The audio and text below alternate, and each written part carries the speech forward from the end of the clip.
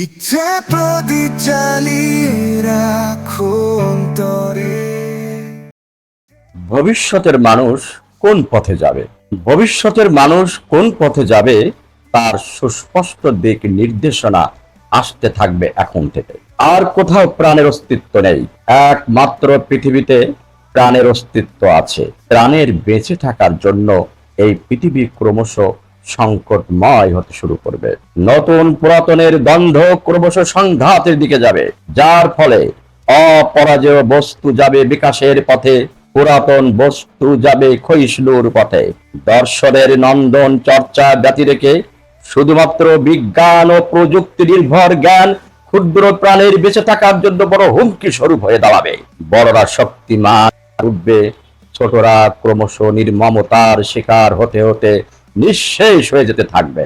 অবশেষে মানবিক বিশ্ব গড়ার পরিবর্তে যান্ত্রিক দানবিক বিশ্ব গড়ে উঠবে, যেখানে ছোটদের রাজত্বে শুধু শক্তিমানরা বেঁচে থাকবে চিরকাল। মানুষ ও বনের হিংস্র জন্তু কেবল নিরপরাধ নিরীহ প্রাণী খেয়ে জীবন ধারণ করে।